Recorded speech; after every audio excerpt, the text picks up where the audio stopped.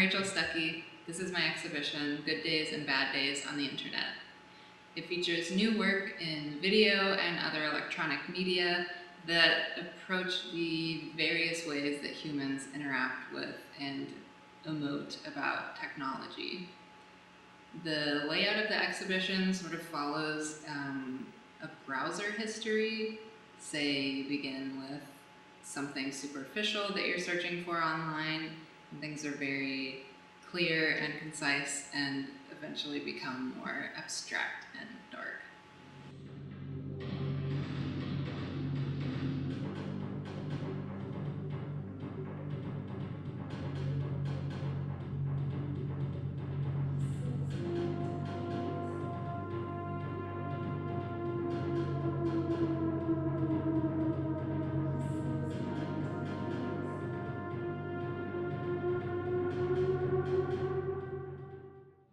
Piece Bit Rot, which you see behind me, I was trying to get at the feeling that you have, or that I've had several times at least, late at night when you're online and digging deep into YouTube.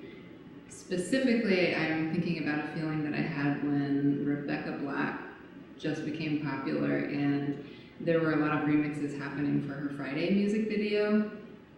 And I kind of started with the original video and then watched into different iterations of remixes until getting to one that was so creepy and distorted, and loved reading the comments below the video and seeing people saying, one comment particularly stuck out saying, "I'm in that creepy part of YouTube again." And I really was interested in that feeling and trying to think of how to get at that without just blatantly being that.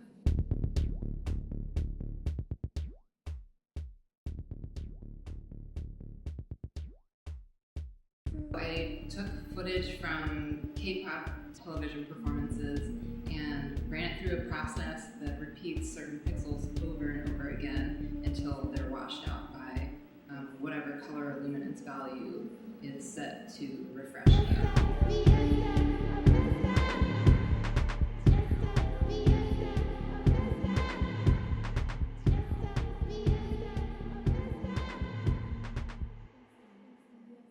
Some of the imagery is just sort of stuck in purgatory, repeating forever, which to me felt akin to how memes kind of change and distort and just continue. For me, the piece gets at what those media are able to provide and is able to tap into some of the more darker, almost obsessive tendencies that you can get looking at the same imagery forever until it becomes something different.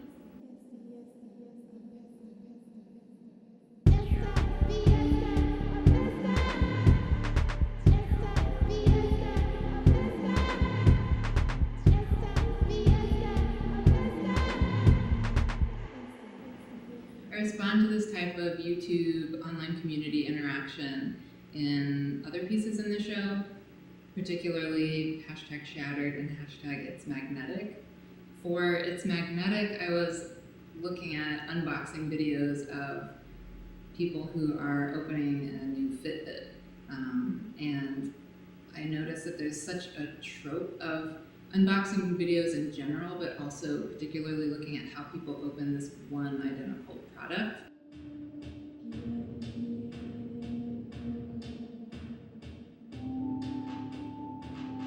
Tactility and materiality play a large role in the show. I'm thinking about digital space, digital technology. The physical touch isn't necessarily the first thing we think of, but it's so strongly prevalent. Especially if you're looking at unboxing videos, so much of it is about the touch. If you look at people interacting with new electronic devices, a lot of it is about how smooth it is, how the weight is. And I was hoping to dig into that aspect of tactility as well as digging into the grain of the screen, the pixel. Pieces in the show like Is It Like the Ocean, where the pixel is stretched as wide as I can get it across the projection surface so that you can really see kind of every aspect of that point of illumination and almost feel as if you can touch it.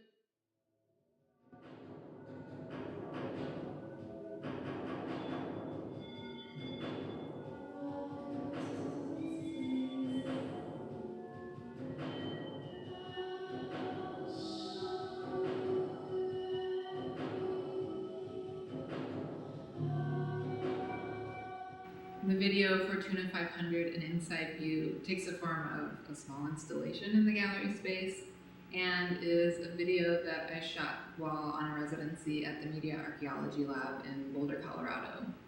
I went there knowing that I wanted to make a video but wasn't quite sure what exactly I wanted to do. I wanted to get familiar with the historical archival materials that were there and see what made sense to work with. I found a floppy disk labeled Disc 3 at your service, and just the story sort of followed from there. I play 4 characters in the piece who are all women who are clones who run a software company, and they've made a floppy disk that is an artificial intelligence. It's kind of ambiguous what the software actually does.